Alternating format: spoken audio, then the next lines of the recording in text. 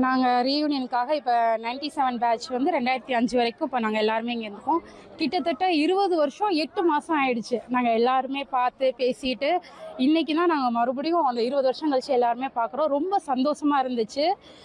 எங்களுக்கு பார்த்திங்கன்னா இங்கே 90s கிட்ஸோட ஸ்டால் போட்டிருந்தாங்க. ப்ளஸ் எங்களோட டீச்சர்ஸு நாங்கள் பழகின எல்லாருமே வந்திருக்காங்க. இது சொல்கிறதுக்கு வார்த்தையே இல்லை. ரொம்ப சந்தோஷமாக இருக்குது எங்கள் எல்லாருக்குமே.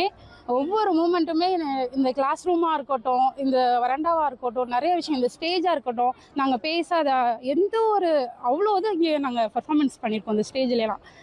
ரொம்ப ஹாப்பி. ஐ எம் ரொம்ப ஹாப்பி. நான் சந்தோஷமாக இருக்கிறேன். அதுக்கெல்லாம் சொல்ல வார்த்தையே இல்லை. ஆக்சுவலி எமோஷ்னலாக ரொம்பவே நல்ல சந்தோஷமாக இருந்துச்சு. கண்டிப்பாக வாய்ப்பு கிடையாது. ஆமாம், முதல்ல ஆக்சுவலி எங்களை வந்து சப்போர்ட் பண்ணி அனுப்பிச்சது எங்கள் ஹஸ்பண்ட் தான் இங்கே அனுப்பிச்சிருக்காங்க. நாங்கள் எங்கள் பாய் ஃப்ரெண்ட்ஸாக இருக்கட்டும், கேர்ள் ஃப்ரெண்ட்ஸாக இருக்கட்டும், எல்லாத்தையும் மீட் பண்ணுறப்ப எங்களுக்கு ரொம்ப ஹாப்பியாக இருக்குது. நம்ம கூட சின்ன பிள்ளையிலேருந்து ஃபஸ்ட் ஸ்டாண்டர்ட்லேருந்து நான் இங்கே படிச்சிருக்கேன். அப்போ பார்த்தவங்க அவங்க எல்லாத்தையும் இங்கே பார்க்கும்போது ரொம்ப ஹாப்பியாக நம்ம சந்தோஷமாக இருக்கு. எனக்கு என் பேர் ரம்யா. பாலசுப்ரமணியன். இந்த கேங்கை ஃபார்ம் பண்ணுறது பார்த்தீங்கன்னா ஒரு 3 மாதத்துக்கு முன்னாடி பிளான் பண்ணியிருந்தேன் நான். கண்டிப்பாக ஆமாம், ரொம்ப ரொம்ப சந்தோஷமான மூமெண்ட்டு. ஒரு 20 வருஷம் கழிச்சு நாங்கள் இந்த இடத்த வந்து ரொம்ப கூடுறோம். எக்ஸைட்மெண்ட்டாக இருந்துச்சு. எங்கள் டீச்சர்ஸு, ஃபாதர், எங்கள் ஹெச்எம் எல்லாரையும் பார்க்கும்போது ரொம்ப ஹாப்பியாக இருந்துச்சு. அதோட பார்த்திங்கன்னா எங்களை பள்ளி நினைவுகள் வந்து இந்த இடத்துல வந்து பார்க்கும்போது ரொம்ப ஹாப்பியாக இருந்துச்சு. வார்த்தைகளே விவரிக்கல முடியாது. அந்தளவு ரொம்ப ரொம்ப ஹாப்பியாக இருக்கும்.